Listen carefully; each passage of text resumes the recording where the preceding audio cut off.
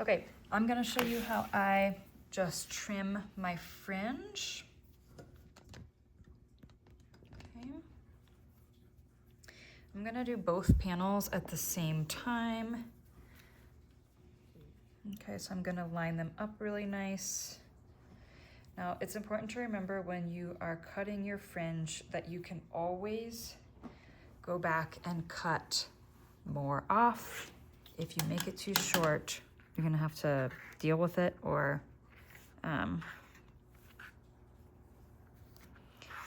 do your fringe again, which I bet you don't wanna do that. So cut a little bit off. And again, this is all just personal preference. I think I'm gonna make my daughter, mine's pretty long, like it's like kind of like ankle length. But I'm gonna make my daughter's a little bit shorter. So if you have one of these mats for cutting and a rotary blade, that's super ideal. I don't know if you can, I can kind of rotate my camera here. I'm going to line up the top of my panel so that it's like in a straight line across. And then you can kind of use your grid lines to figure out how much you're cutting off so it's even.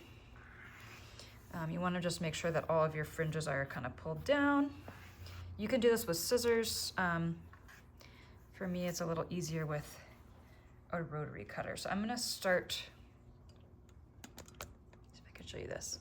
I'm gonna actually start down at the bottom, and I've got about 2.5 squares. And I'm gonna go in, oh, you can't even see. I'm gonna go in at a little bit of an angle because I like my fringe to kind of match up with the shape of the,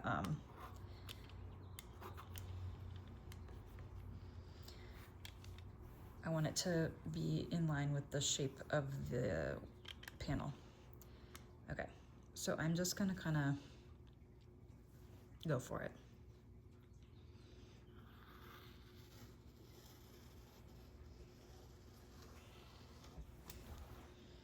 Okay.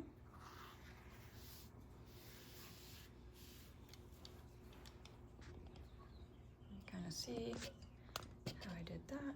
Into the other side, try to make it even.